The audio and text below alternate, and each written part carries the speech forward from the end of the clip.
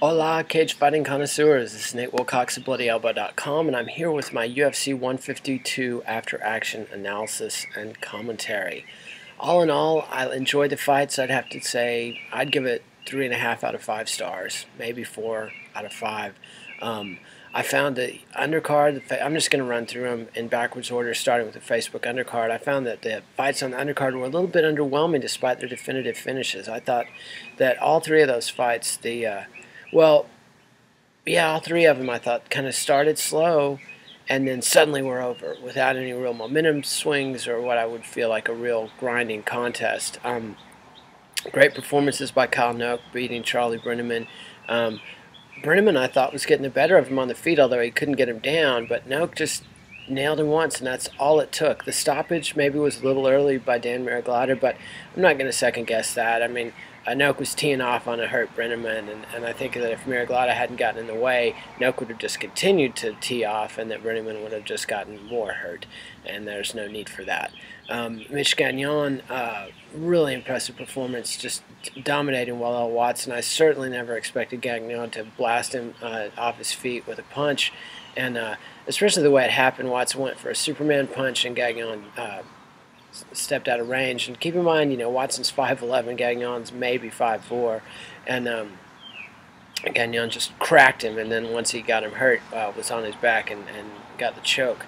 And then Seth Basinski, again, Simeon Thorson, I thought was putting on a pretty good fight. And then suddenly Basinski just creamed him, nailed him. Basically the first and only punch he landed, just put Thorson in La La Land. And, those make for good highlight reels, but none of them was really what I felt like was a great fight. So the Facebook card, I would probably give it 2 out of 4 stars. Up next, the FX card, I thought had some good fights. The first fight, Marcus Brimage really upset Jimmy Hedges, but there was a back-and-forth affair. Hedges showed a lot of grit. He didn't show a lot of striking technique. He was coming forward with his hands down and his chin up, and Brimage made him pay over and over again. The first round could have been a 10-8 round. Second round, Hedges came back. That's what I like to see in MMA. I like to see dramatic swings of momentum. And this one had it. I mean, Hedges, had every dominant position you could get, mount, back mount, and Brimage escaped. He earned his survival. It wasn't just a matter of being saved by the bell. And then in the third round, wasn't so great, but Brimage did enough to win it. And hats off to Brimage there. Sean Pearson just utterly dominated Lance Benoist. Benoist got some licks in. I mean, I think he won a round on all three of the judges' cards, and it was a gritty fight. Pearson came out looking like he was just utterly going to dominate him, but he kept letting Benoist get back in the fight, and that's a mistake at the UFC level. But it was a pretty entertaining affair. T.J. Grant and Evan Dunham was another decision, but it was a great fight. They went out and were slugging like madmen, and bloody brawl. I'm not sure how excited FX was to have, Evan Dunham with a 6-inch cut on his forehead throughout 2.5 rounds or 1.5 rounds, but man, it was good action. It delivered. T.J. Grant really impressed. I think it's time that people started to notice T.J. Grant and take him seriously as a contender in the lightweight division. He was a decent performer in the welterweight division. Moved down. It's his third straight win. I think he's somebody that could be looking at title contention. I don't know that he's a title shoe-in, but I think police are circling my house, so you'll have to forgive me. You know how the surveillance state is these days. But anyway, I think that Grant's somebody, I don't expect him to make a title shot, but I think he's somebody that's going to be a worthy title eliminator fighter at some point in the next 18 months.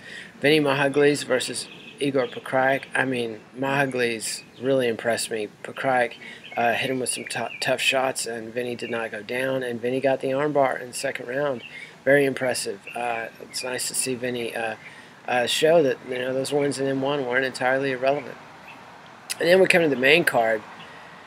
I'd say the FX card, I would give that probably 3 out of 5 stars. Again, I mean, if some of the Facebook's fights had been on the FX broadcast and vice versa, I think it would have made for a more entertaining evening. As it was a lot of sort of sudden heart stoppers to open it up, and then some grinders, a succession of grinders, and then Swanson and Oliveira come out and open the pay-per-view with a bang. Oliveira looked good. but Swanson looked better, man. I've been picking against this kid, and I've got to admit, he is for real. His punch, he's finally connected his punching power to the context of an overall game that makes him a serious contender. I'm looking forward to him. I mean, he's already lost to Jose Aldo back in the WEC days, but he's somebody I'd be very interested to see the new Cub Swanson get a title shot at some point in the future. I'd love to see Cub Swanson welcome Frankie Edgar to the division, honestly, but I don't think we're going to see that. The next fight, Matt Hamill versus Roger Hollett, that was really the one unadulterated stinker on the card. I mean, that was a terrible fight. Neither guy, Hamill looked to be out of shape, and Hollett just honestly didn't look to be UFC caliber. Just a tedious, dreary, awful fight. And then Bisping and Stan, I thought Bisping totally dominated Stan in a great performance. Stan showed a lot of heart, but Bisping's just too well-rounded. The takedowns were too much. Stan cracked him good once late in the round, but it wasn't an H-bomb. It didn't finish Bisping. Bisping's a tough cat, and I think he's earned his title shot. I don't think he's going to get it. I think Bisping's going to have to take on the winner of probably Chris Weidman and Tim Boetsch would be a logical title eliminator fight. As Anderson Silva dilly-dallies around with welterweight champion George St. Pierre, should St. Pierre beat Carlos Condit at UFC 154. Then we come to the controversial flyweight championship fight. Personally, I loved it. I thought it was a great fight. I mean, Johnson dominated the action basically from start to finish, but Benavidez came very close to choking him out and hurt him with punches a few times. And so it had everything I want to see in a fight. It had skill, it had heart, it had momentum shifts, it had some stylistic differences. They fought on the feet, both men very capably. They fought on the ground, both men very capably. There was wrestling, there was jiu-jitsu, there was kickboxing. It had everything you want in mixed martial arts. Smooth transitions from one phase to the next, but the fans did not like it. And I think the problem is, Dana White can rail and say, oh, you're a moron if you don't like this fight, don't buy my pay-per-view. Dana, that's just not good business. Some fans aren't going to dig everything you do, and you need to listen to your audience. These are the people paying $55 in a tough economy to see the UFC, or more if they paid for tickets. They've got the right to boo. They paid a few $100, man. Those tickets are expensive. And railing at the Toronto Sun reporter for pointing out that your gate's smaller every time you come back to town, that's just not convincing, dude. I mean, the gate is smaller every time you come back to town. That's a fact. You've gone to Toronto. The UFC's gone to Toronto 3 times in the last 18 months, and they pretty well tapped that market out. It's gone from packing a stadium with 55,000 fans to barely doing 18,000 fans last night, and that's just not an exciting growth curve. It's nothing bad. It's still very profitable. The UFC's in a solid place, has plenty of Toronto fans. The card suffered, lost Rory McDonald, never had GSP, so they offered up a good product for the fans, and the fans have nothing to complain about. However, the fans did complain about this flyweight fight, and right or wrong, the reality is they saw Bisping and Stan. That was the fight they wanted to see the second most, and after you see the fight you want to see the second most, you want to see the fight you want to see the most. Fans wanted to see John Jones, Vitor Belfort. They didn't want to see 5 rounds of 2 little guys making the octagon look like the Houston Astrodome.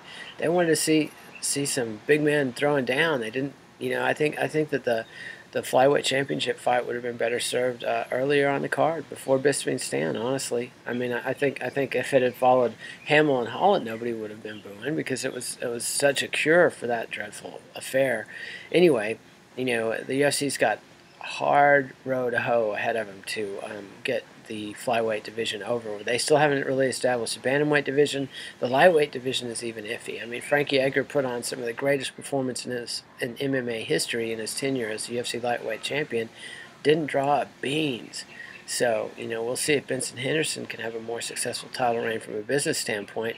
And I'm optimistic he can. I think he's got a certain amount of charisma that Frankie Edgar doesn't have. But regardless, the UFC is not going to succeed by just trying to ram lighter weight guys down fans' throats. You got to cultivate that, make it something fans want to see and look forward to.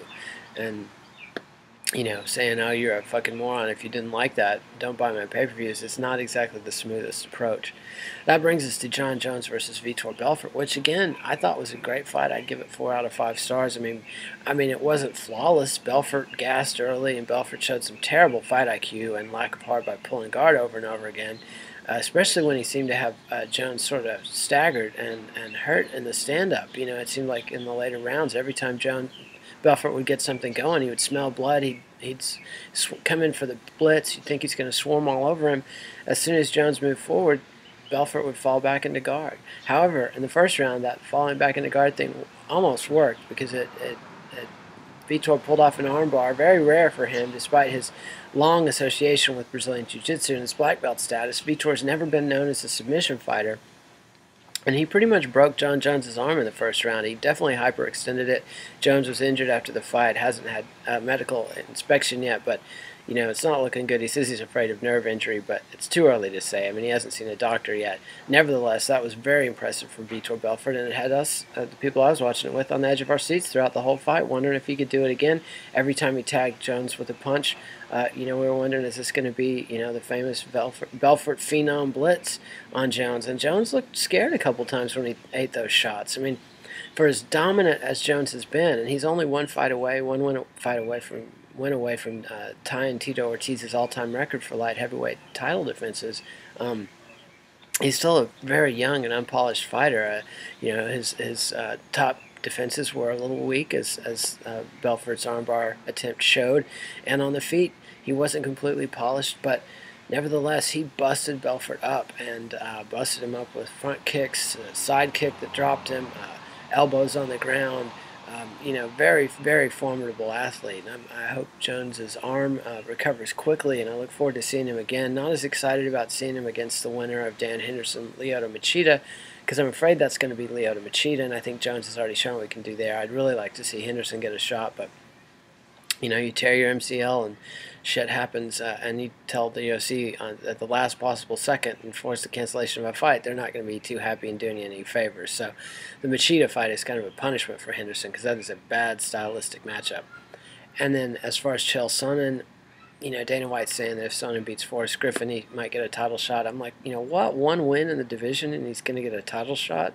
And I just don't see, I think Griffin has a real chance to beat Sonnen, so it might be counting our chickens to even talk about it. But anyway, I have limited interest in seeing Jon Jones versus Chael Sonnen. I think Sonnen, as always, can do the sales job and make it interesting to some fans, but I think the cancellation of UFC 151, the fans are not really into Jon Jones right now. They used to love him, and now they're turning on the verge of hating him. And a lot of that is Dana White's fault, which is a questionable move, to poison the well for your biggest star and your youngest upcoming attraction. You've got GSP, Anderson Silva. These are probably the biggest draws in their roster. Those guys are getting older fast. And Dana White needs to, be thinking about the future, and Jon Jones is definitely the future of the division and the sport. And, I think they've done some damage. Both Jones inflicted a lot of it, and I think Dana White inflicted a little bit more. So there you have it. I think overall a pretty solid event, 4 out of 5 stars, maybe 3.5 out of 5 stars in my book. Let me know what you think. Subscribe to MMA Nation on YouTube. Watch all my videos. Comment there. Follow us on Bloody Elbow. Comment there. Let me know. Hate the hat. Hate the background. Hate my low-tech video blogging style.